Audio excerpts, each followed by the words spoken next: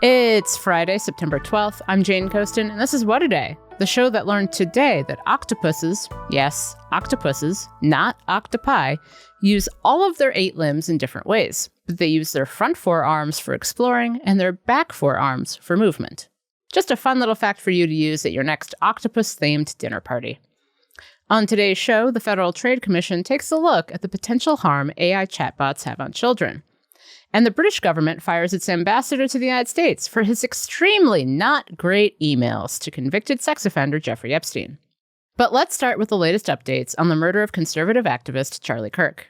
At the time of this recording at 8 p.m. Eastern on Thursday, the search for a suspect continues. The FBI released some grainy photos of a person of interest wearing sunglasses and a baseball cap, all in black, in the hopes it might trigger tips or other information from the public.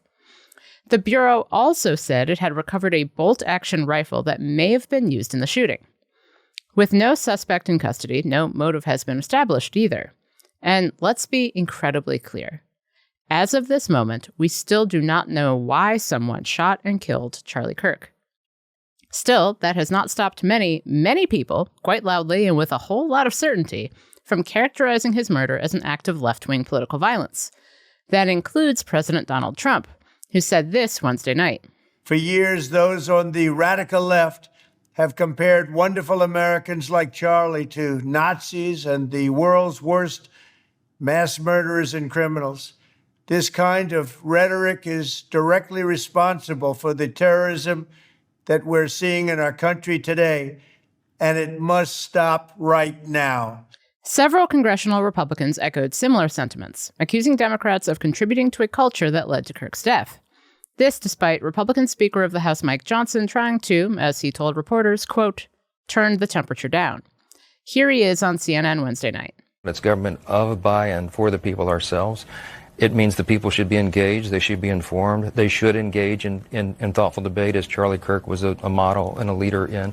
But at the end of the day, you can't take that home and you can't hate the person on the other side. We're all in this together. Democratic House Minority Leader Hakeem Jeffries also chimed in on Thursday. This moment requires leadership that brings the American people together as opposed to trying to further divide us. Political violence in any form against any American is unacceptable, should be denounced by everyone, and moving forward, we have to figure out a better way to come together. Kirk's death has been a terrifying reminder of the specter of political violence in a country where such acts of murder and mayhem have been markedly and blessedly rare over the last 40 years. But we didn't have social media 40 years ago, where we can see someone die on TikTok and read someone's call for a civil war on Twitter. So to talk more about what this moment means, I spoke to Graeme Wood. He's a staff writer at The Atlantic who wrote a piece entitled Political Violence Could Devour Us All. Graeme Wood, welcome to What a Day. Thank you.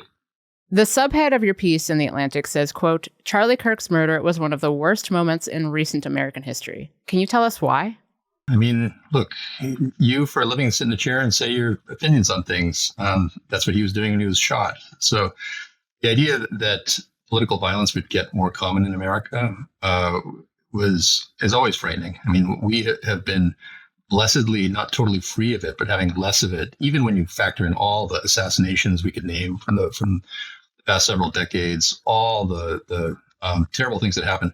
The United States has been relatively free of political violence. And to see that change in front of our eyes, to see blood shed in that horrible way, and in that context, is a portent of something really bad, something that I, at least 10 years ago, did not think would revisit the United States.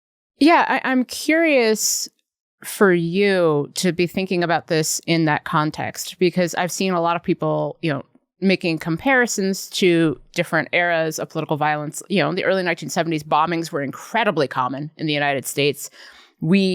Gerald Ford survived 2 assassination attempts, but Gerald Ford was not president during an era of social media, and Kirk was a force on social media, and social media is where the most conflict about his murder is taking place. What role do you think it's playing in ratcheting up both political violence and the viability of political violence? I mean, part of it's just a matter of normalization. There's something called in psychology the availability heuristic, where how mentally available is something? How easily can you imagine it? Can you picture it?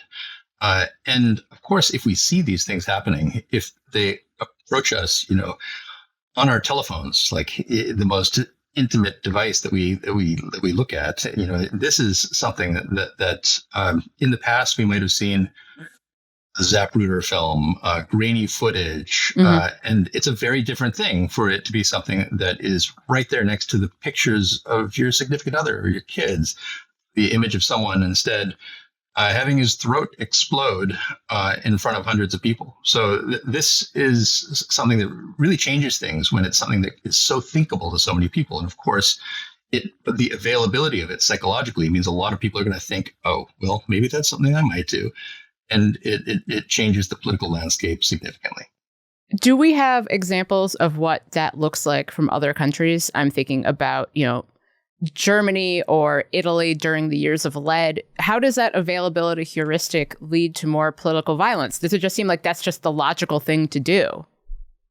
Yeah, I mean, it's very difficult, of course, to assign causality to things like this, but these things build on each other. I mean, the fact that in Italy or in Europe in general in the 1970s, it was a normal thing to find out that there were bombings, that a bank would be blown up, that there would be a major political figure taken hostage, means suddenly that this is just one of the things that's on the menu for political action. And that has effects that I think most Americans right now, again, even considering what we've seen over the last 20 years, most Americans don't think of that as being on the menu. And suddenly it's going to be something that is, I hope not ubiquitous, but something that we'll think about a lot more. And the very thought of it is part of the terror that it causes. I'm curious, thinking on social media, something I've been thinking a lot about is how social media is inherently performative. And so much of the statements in response to Kirk's murder have been performing for an audience, whether they have been performing, being a normal person and saying, this is terrible, or they're performing to an audience that is either cheering on his murder or cheering on horrifying consequences for all liberals.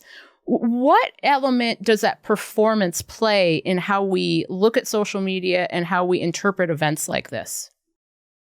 Wow. I mean, look, the context in which I have looked at social media professionally in the past was also a context of great violence. It was when covering ISIS. ISIS, of course, every day very performative imagery, magazines totally and extremely performative. That's the whole thing. Very much trying to take a horrifying image and then cut you loose from what you believed about the world, so that you would take up what they had instead. What were the lessons from that? The main lesson was that you do have to figure out ways to consume these media, which we can't totally avoid, in ways that are protective of your own moral and mental health. This is an enormously difficult task that I think in this infancy of this medium, social media. So I don't know that there's a recipe for it other than just allowing the time to pass. And, as perhaps some people will who are younger than me will grow up as social media natives and be better at protecting themselves from being basically made crazy by the images that they see. That is a process that I think we're just starting collectively to figure out how to do. Already, you're seeing people losing it a little bit. There's a website publicly identifying people accused of making light of Kirk's murder. Historically, Black colleges and universities are on lockdown due to threats, and members of Congress are beefing up their own security. Who has the power to turn down the temperature, and what would that actually look like? What would it look like to try to do that effectively? That's a great question. I have no answer for it. I mean, the first thing that I would look for is leadership that could make a statement that was morally credible, that people would listen to and would think, I haven't thought this through myself, but I trust the person who's saying it. Do we have leadership like that? Clearly not. I can't think of a public figure who could say, let's all calm down about this. I can think of many public figures, including one very prominent one, who could say things that would cause the heat to ratchet up.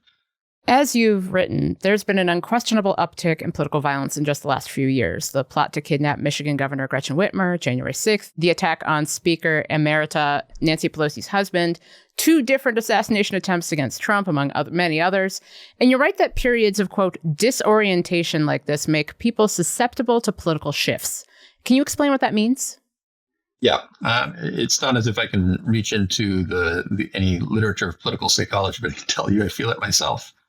When you see wild things happening that are things that you couldn't believe would ever exist before, then you just feel yourself kind of being cut loose from all the moorings that you had, political moorings, moral moorings. And I think that's kind of what happens. I mean, I mentioned the way that conservatives have been energized by the murder of a 23-year-old Ukrainian immigrant, Irina Zarutska.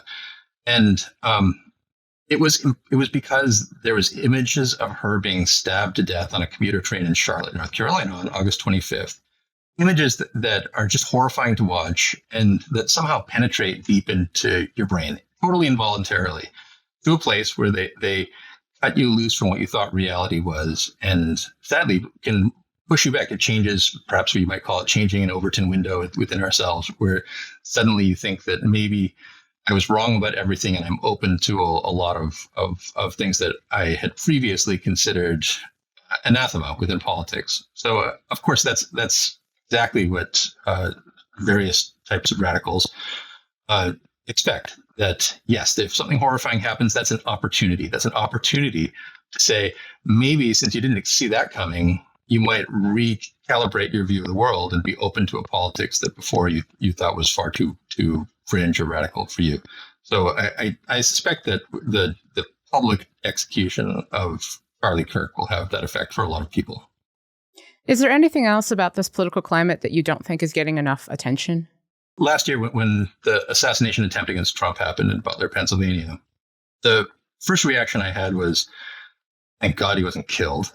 And the second reaction I had was, let's think about this in context. And as I suggested in the beginning of our conversation, the context is of a country that has had horrifically violent moments, but that in the last 100 years or so has actually been pretty low in political violence. So I think context is what is still very important to see, which is that there's a whole world out there where the events that we saw yesterday those events are far more common, far more familiar to people.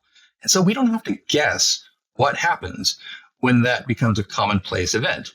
We can look at what happens in places like even, Pakistan, like Indonesia, and indeed even in Western Europe during times. So what that should teach us, and I think that people's normie instincts kick in and they say, that was bad. And sometimes they say that performatively.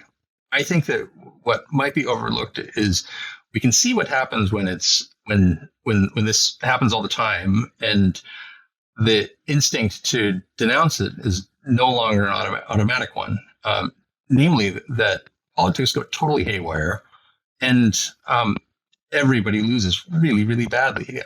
This is a horrible, horrible tragedy for individuals, but for society, it's truly unthinkable for someone who's been in the United States for his entire life to imagine what would be like if we lost that gift that this country has had for most of the last century.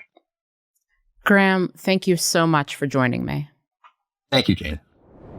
If you search for news on YouTube, chances are you're going to find right-wing propaganda designed to keep you confused and, most importantly, mad. There are massive structural disadvantages for progressive voices on YouTube. When you subscribe to What A Day, you help us surface progressive political news in the algorithm, get it in front of more people, reach undecided voters, and just do a better job. We give you facts from the people at the heart of the story, while staying irreverent, engaging, and fast. So subscribe to our channel. And if you're already a subscriber, thank you. What A Day is brought to you by Magic Spoon. Magic Spoon makes high-protein, zero-sugar cereal and treats reinvented from your childhood. The nostalgia. Every serving of Magic Spoon high-protein cereal has 13 grams of protein, 0 grams of sugar, and 4 grams of net carbs. They come in nostalgic flavors like fruity, cocoa, and frosted. Magic Spoon's high-protein treats are crispy, crunchy, airy, and an easy way to get 12 grams of protein on the go. They come in mouth-watering flavors like marshmallow, chocolate peanut butter, and dark chocolate. Both are great on the go, pre or post-workout, or as a midnight snack. Get $5 off your next order at magicspoon.com/day. Or look for Magic Spoon on Amazon or in your nearest grocery store. That's magicspoon.com/day for $5 off. Headline. Democrats and their political base cannot deal with the fact that the American people elected President Trump. And so they're dragging out every confirmation in retaliation. Mr. President, it would be fine if this Democrat temper tantrum didn't affect anyone else. But Democrats' historic obstruction is having serious consequences. Republican Senate Majority Leader John Thune triggered the nuclear option Thursday to speed up confirmation hearings for Trump's executive branch nominees. Hearings he says his Democratic colleagues delayed on purpose for petty partisan reasons, which Republicans would never do. The new rule allows the Senate to confirm an unlimited number of nominees in a block, rather than one by one. Republican senators will still be able to object to individual nominees, but the rule strips that power from the minority party, which has got a sting. The vote was held up for hours on Thursday while Democrats tried to strike a deal to avoid the rule change, but ultimately it passed 53-45. The initial block of 48 Trump nominees, now primed for a smoother confirmation, include former Fox News host and Donald Trump Jr.'s ex-fiancée, Kimberly Guilfoyle, as ambassador to Greece, former New York Republican Representative Brandon Williams as Undersecretary for Nuclear Security, and Callista Gingrich, former House Speaker Newt Gingrich's wife, as ambassador to Sweden. She's half Swedish on her mother's side, okay? Senate Minority Leader Chuck Schumer said the reason Democrats were delaying the confirmations wasn't because they were having a temper tantrum, but rather because of Trump's, quote, historically bad nominees. I was encouraged today by the news that the United Kingdom just fired their ambassador to the United States over the Epstein files. Well, that makes two of us. Accountability. Ever heard of it, America? Kentucky Republican Representative Thomas Massie praised the British government Thursday for firing the country's ambassador to the United States, Peter Mandelson, over his links to convicted sex offender Jeffrey Epstein. Mandelson came under scrutiny after Democrats on the House Oversight Committee released a 50th birthday book compiled in 2003 for Epstein. In that album, Mandelson called Epstein, quote, my best pal. You know who also allegedly wrote Epstein a birthday letter in that book? Anyway, on Wednesday, the Sun newspaper published emails that Mandelson allegedly sent to Epstein. Among other things, they showed Mandelson telling the disgraced financier in 2008 that his conviction for soliciting prostitution from a minor was a miscarriage of justice. He wrote, quote, I can still barely understand it. It just could not happen in Britain. You have to be incredibly resilient, fight for early release, and be philosophical about it as much as you can. Ew. By Thursday, Prime Minister Keir Starmer had dismissed Mandelson. He was appointed to the role last year, but he's had a long career in British politics. Foreign Office Minister Stephen Doughty told Parliament the emails show the, quote, depth and extent of the pair's relationship and how it's, quote, materially different from what was previously known. In particular, Mr. Speaker, Lord Mandelson's suggestion that Jeffrey Epstein's first conviction was wrongful and should be challenged is new information. And in light of that, Mr. Speaker, and mindful, as we all are, of the victims of Epstein's appalling crimes, he has been withdrawn as ambassador with immediate effect. See how easy that was? Mandelson wrote a letter to embassy staff saying, quote, the circumstances surrounding the announcement today are ones which I deeply regret. I continue to feel utterly awful about my association with Epstein 20 years ago and the plight of his victims. You should. On Wednesday, the U.S. Department of Education announced it would end discretionary funding for several grant programs for colleges that enroll large numbers of minority students, or what the government refers to as minority-serving institutions. Apparently, it's considered discriminatory and unconstitutional to give students of color extra assistance to attend college. Here's what Education Secretary Linda McMahon had to say about the decision. Quote, discrimination based upon race or ethnicity has no place in the United States. She added, quote, diversity is not merely the presence of a skin color. Stereotyping an individual based on immutable characteristics diminishes the full picture of that person's life and contributions, including their character, resiliency, and merit. The move will affect hundreds of colleges and universities, with schools in states like California, Texas, and Arizona taking the biggest hit. According to the AP, as part of these cuts, the agency will hold back about $350 million that were already budgeted for this year. More than half of that sum was designated for a grant program set up specifically for colleges and universities with student bodies that are at least 25% Latino. Congress officially created the Hispanic Serving Institutions Program in 1992, after realizing that Latino students were going to college and graduating at a rate far lower than white non-Latino students. Congress giveth, and the president taketh away. These AI companions are designed to mimic friendship so they can hold deep conversations. They remember preferences and they can even act empathetically, right? So for the adolescent stage, this is quite appealing, but you have to remember this is not real empathy. That's ABC's e-commerce editor, Bethany Brown Silva, explaining how AI chatbots mimic human behavior. The Federal Trade Commission said Thursday it's launching an inquiry into companies who operate AI chatbots, including Meta, Snap, and the makers of ChatGPT, among others. Letters were sent to the companies asking them to explain what steps, if any, they're taking to make sure their chatbots are safe for children and teens who might see them as companions, and how the tech giants are ensuring that both users and their parents are aware of the risks involved before interacting with the bots.